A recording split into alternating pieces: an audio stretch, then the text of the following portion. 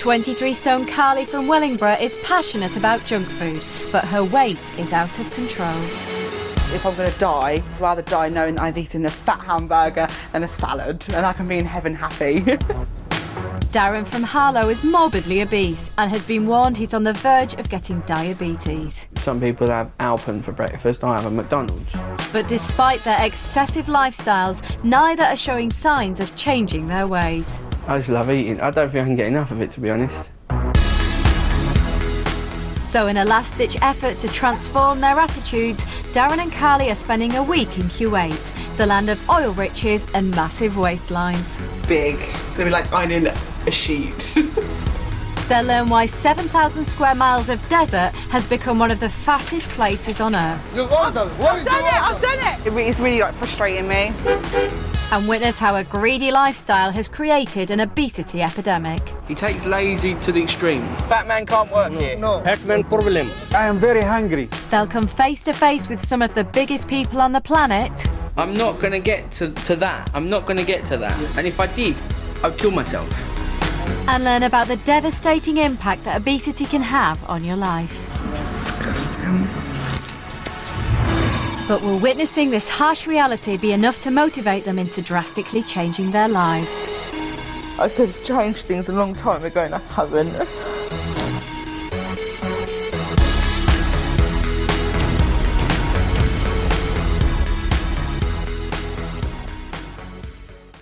Cheers to fat people! 23-year-old care worker Carley Brookes is a party animal, but despite the good times causing her to pile on the pounds, she's not worried. People can sit there until the blue in their face going, oh, you've put weight on, you've put weight on, you've put weight on. It just doesn't go in, or you need to lose weight. I just don't tend to, yeah, okay, next week. I am lazy. If someone was to say, right, let's go to the gym, I'd be like, sod that, I ain't going to the gym. I mean, if I need anything from the shop, it will be a case of jump in the car, just literally drive down the road. No, I don't eat anything healthy at all. Really, I don't. This is very bad. At home, Carley's minimum effort diet is all about instant food. Super noodles, whoever invented them needs a high five. King, my favourite. But witnessing Carley's unhealthy lifestyle has got her family worried. She struggles to walk when we're in town. I hate that she's out of breath. I hate that she struggles to get out of a chair. This is my 23-year-old daughter. She's my baby. Oh, get it in! Yes. Health-wise, we know she's causing herself a lot of damage and I'm scared I'm going to lose her. I really am. I don't think she realises how much danger she is in. I just think that I'm going to live forever and I'm going to conquer the world. Carley might be the life and soul of the party, but her family are worried it's just an act. I mean, she seems happy in her body, she seems happy in herself, she's got the most brilliant personality. I've never met anybody quite like her. But I wonder if that's all a cover, a frontage. I'm not sure. You know, I can't make it out because half the time she loves herself. I'm fine the way I am. I'm not bothered about the way, I look. If you either like me or you don't. And most people do like her, but I don't know if that's bravado. Deep down, I think there is something there. I think it's a front.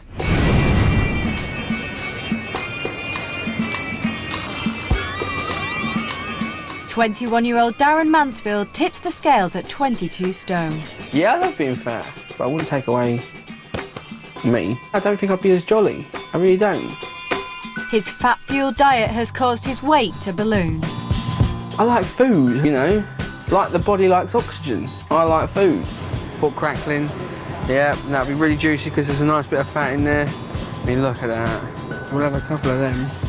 I mean, I don't want him to be ill. I want him to be happy and I want him to have a good long life, It's only right, isn't it? A mother's going to worry. And despite his size spiralling out of control, Darran will go to any length to avoid exercise. I've got the laser pen in the pocket, ready to walk the dog for me. I can just casually walk around, she gets a run, I get to chill. So let's have a look. Yeah, just under 22 stones. Due to his poor diet and lack of exercise, unemployed Darran is on the verge of developing diabetes. And if he doesn't change his unhealthy ways urgently, it will be too late. People can go blind and they can have problems with the nerves and the blood supply in their feet. I went to the doctors and they said I'm pre-diabetic. She goes, 80% of pre-diabetics can be diabetic. I don't think it was a real statistic. I think it was a scare statistic, but it didn't really scare me, to be honest. While Darran isn't worried, his mum is, and hopes the trip abroad will act as a wake-up call for him. I did say to him, you've really, really got to think about your health now. If he shoves himself full of chocolate, he's going to suffer for it. It's as simple as that.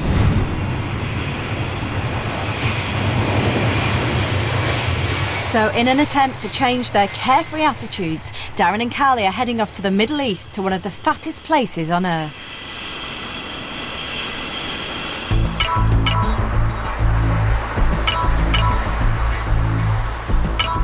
Sandwiched between Iraq and the Persian Gulf, Kuwait used to be a poor desert country, surviving on pearl diving and fishing. But in the late 1930s, the Kuwaitis struck oil, which catapulted the country to being the 4th richest on the planet. Now, out of the 3 million people who live here, a third are wealthy Kuwaitis, bankrolled by the state with money generated from oil. The other 2 million are immigrant workers, brought in to wait on the locals hand and foot. But along with bursting wallets come bursting waistlines. Kuwait holds the unenviable record of being one of the most obese countries in the world.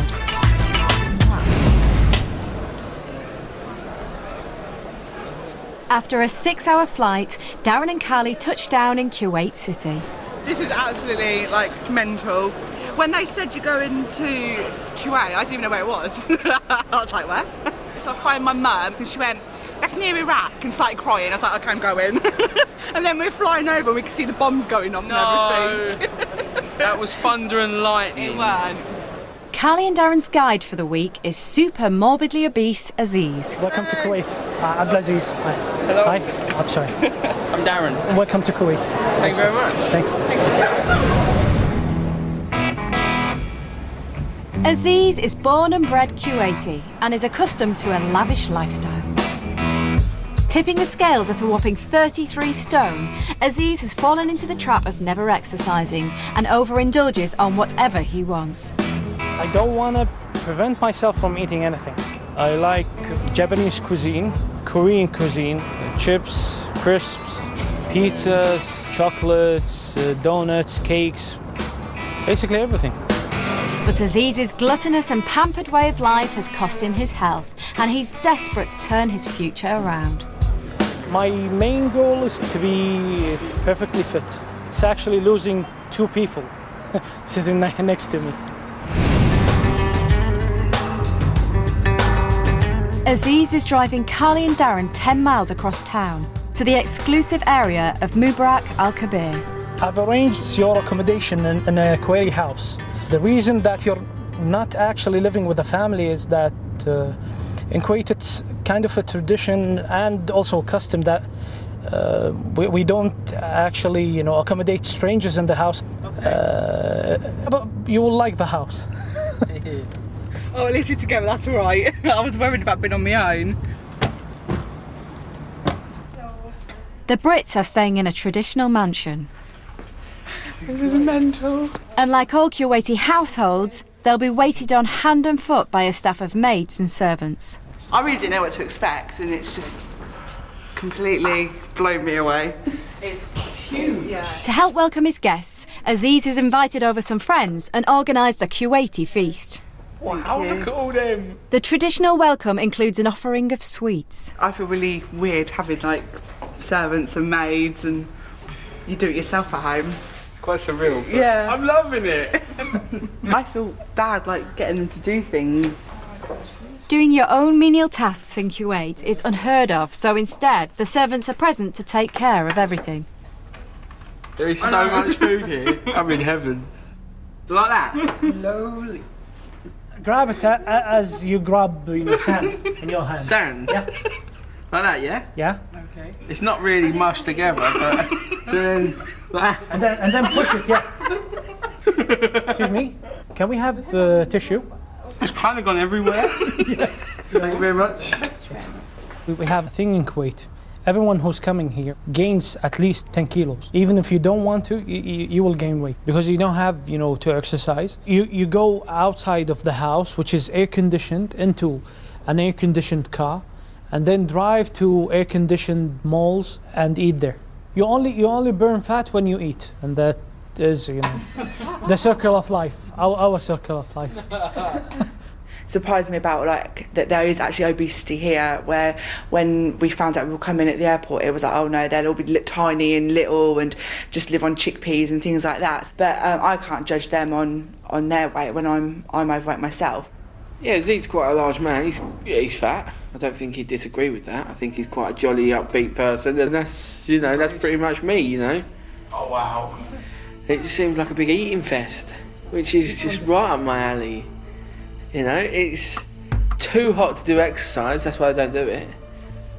I might as well just move here.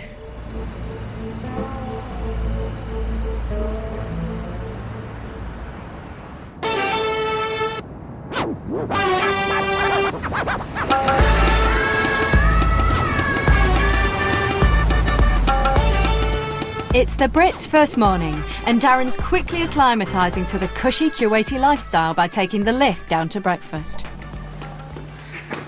You're so lazy. Good morning. Morning. Aziz has come to join them, and while they feast on a traditional breakfast, he tells them about a recent loss. Last April, my mom died from obesity, and she had a blood clot that formed in her legs. Moved and affected her organs, and in the end, blocked the lungs and such. And she died from it. It was quite a shock. She died young. She was 49, and really, yeah. So, but up until the problem started, she was happy, like with her size and. No, she wanted to do the gastric bypass surgery, but unfortunately she passed away, before. The last thing that she wanted me to do was actually do the operation. Okay. It's something to reflect on. We're talking about this now, yet I'm still eating cream. I know it's bad, isn't it, really? We're talking about this, and it is a serious subject, and serious things have happened, and it's not in disrespect to it, but we're sitting here talking about it, but I'm still eating jam and cream. It's so goddamn tasty.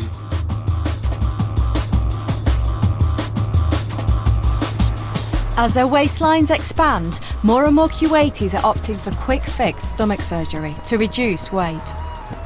Aziz is determined to fulfil his mum's dying wishes.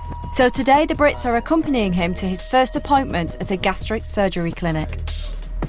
I'm a person who likes food and also likes to taste and such. So deep down, I know that diets won't do anything. What do you have in mind? Well, I was thinking of drastic, ways like the sleeve operation.